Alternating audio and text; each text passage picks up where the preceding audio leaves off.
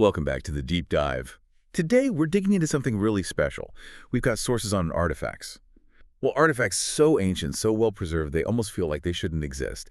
We're talking about Khufu solar ships, two incredible pieces of Egyptian history. And our mission today, it's really to get under the surface, understand the discovery, their condition. I mean, how did wood last that long? And also this amazing way they're being shown off now at the Grand Egyptian Museum, the GM. It's crucial to grasp the timescale right away. When we say ancient, these boats are tied directly to King Khufu, 4th dynasty. Okay, so roughly when are we talking? We're talking around 2600 BC, give or take. So yeah, pushing past 4,600 years old. 4,600 years. It's hard to even picture. It really is. And the key thing, the really mind-blowing part is the material. We often think of Egypt in terms of stone, gold, Pyramids, tombs, masks. Exactly. But these boats, they're wood. They're considered the largest, oldest intact organic artifacts ever found anywhere. Organic meaning. Wood, ropes, things that usually decay. Precisely. Things that normally vanish. The fact that the conditions right next to the Great Pyramid kept them preserved is just phenomenal. And it wasn't just any wood, was it? I read it was cedar. That's a critical detail. Lebanese cedar specifically. Which isn't native to Egypt. Not at all. It had to be imported, probably a massive effort involving ships across the Med, then hauled down the Nile. So choosing cedar, that was a statement. A huge statement. It screams wealth, power, control over trade.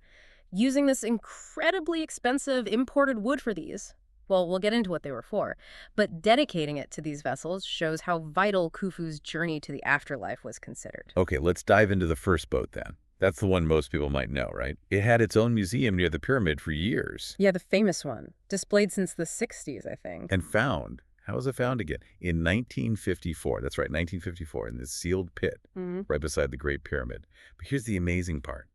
They didn't find a boat. Not assembled. No. It was meticulously disassembled, taken apart into 1,224 pieces. 1,224 pieces. Yeah. Of 4,600-year-old wood. Exactly. Carefully stacked, layered, almost like a ritual deposit. It took Ahmed Yusuf Mustafa and his team years, literally years, to put it back together. Like the world's oldest, most high-stakes puzzle. Pretty much, and without any instructions, obviously. The fact that it did go back together so perfectly speaks volumes about the original craftsmanship and perhaps the intention that it could be reassembled. Maybe in the afterlife. Yeah. Like a flat pack for eternity. That's one way to think about it, certainly. So it sits there for decades, this reconstructed marvel. But then came the move to the new Grand Egyptian Museum. Right, the GM. And moving something that old, that fragile. Yeah. How on earth did they manage that? You can't just call a regular moving company. Yeah. No, definitely not. The logistics were, well, daunting is an understatement. This was August 2021. They decided they had to move it as one single piece. The whole boat, Okay. assembled. The whole thing. 42 meters long, about 20 tons. Taking it apart again was just too risky for the ancient wood. So how? A giant crane. More than that. They built this special sort of metal exoskeleton cradle for it, self-propelled, a remote-controlled hydraulic transporter. It had to be perfectly climate-controlled inside this container. To protect the cedar. Exactly. Humidity, temperature, any sudden change could have caused cracking or warping. The whole operation, just moving it a few miles across the plateau to the GM. Yeah. How long did that take? 48 hours, straight through. 2 full days to go a few miles. It tells you everything about the care involved. They were basically moving a patient on life support, not just an artifact. Incredible. And now it's there, safe and sound in the GM. Yep. It's one of the absolute star attractions. Fully assembled, stabilized, looking magnificent in its new purpose-built hall. Okay, but that's just the first boat. You mentioned too, what's the story with the second one? Found nearby. Found in a second pit, right next to the first one, yes. But its story is quite different. The excavation didn't really start until much later, 1987. And the condition. Was it also in 1,200 plus pieces? It was also disassembled, yes, but the pieces themselves, they were in significantly worse shape. Worse how? It seems the second pit wasn't sealed quite as perfectly as the first. Over the millennia, more moisture, maybe salts, got in. The wood suffered more degradation. It was much more fragile. Ah, okay, so putting that one back together would be even harder. Much harder. And that difference is really key to how it's being handled now. Because the wood was so fragile, the approach had to be completely different. Meaning? Instead of trying to reassemble it right away, its components were carefully moved, piece by piece, into the conservation labs inside the GM. These aren't just storage rooms, they're high-tech labs. Okay, so they're stabilizing the wood first. Makes sense. Exactly. Using modern conservation science to treat the wood, strengthen it, basically prepare it for eventual assembly. And this is where the GM's display strategy gets really interesting, isn't it? They're doing something different with this second boat. They really are. It's quite innovative. So you see the first boat, perfect, complete, majestic. The finished product. Right. But for the second boat, visitors actually get to watch the conservation and assembly process happening. You mean live? In the museum? Live. Through glass, in these specially designed labs that are part of the exhibition space.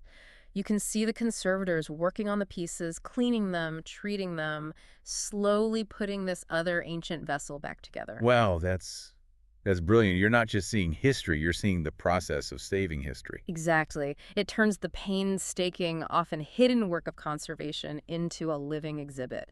It highlights the challenges, the science, the human effort involved. What a fantastic contrast. One boat represents the past perfected, the other represents the ongoing effort to preserve it. It's a really smart curatorial move. It teaches visitors about archaeology, about conservation science, and it really underscores Egypt's commitment to caring for these incredibly rare organic artifacts. So we have these two amazing boats, one finished, one a work-in-progress display. But it brings us back to that big question. What were they actually for? Why build these massive, expensive cedar ships and bury them next to a pyramid? The million-dollar question, or maybe the multi-million Deben question in ancient Egyptian terms. This is still a major point of discussion among Egyptologists. There's no single universally accepted answer. Okay, so what are the main theories? Broadly, there are two main camps. The first sees them as purely symbolic solar boats. Solar boats, meaning for traveling with the sun god. Precisely. The idea is that the deceased king, now divine, needed a vessel to join the sun god Ra on his daily journey across the sky and through the underworld at night. These boats were his celestial transport, waiting for him. And the fact the first one was dismantled fits that idea. It fits very well. You dismantle it ritually on Earth, and it's spiritually ready for reassembly and use in the heavens. It's not meant for water, it's meant for the sky. Okay, that makes a kind of symbolic sense. What's the other main theory? The other viewpoint is the funeral boat theory. This suggests they had a more practical, earthly function first. Like they were actually used in the king's funeral. Potentially, yes. Maybe to transport the king's body, his sarcophagus, perhaps his funerary goods, across the Nile, say, from the capital at Memphis over to the Giza necropolis for burial. A grand funerary barge for the final procession. Is there evidence for that? Like wear and tear from being in the water? Some researchers point to possible signs of use, like rope marks or slate water wear on certain parts, suggesting they might have actually floated, but it's debated. But then, why take it apart so carefully afterwards? If it was just used for the funeral trip, wouldn't they just bury it intact or even destroy it? Why the 12,224 pieces? That's the tricky part for the funeral boat theory. Proponents might argue that after fulfilling their earthly duty, they then needed to be ritually decommissioned and prepared for their symbolic afterlife role, hence the dismantling. So, maybe a bit of both. Used once, then packed away for eternity. It's possible. Or perhaps only the idea, the image of the boat, was needed for the afterlife, and the act of dismantling was part of making it sacred.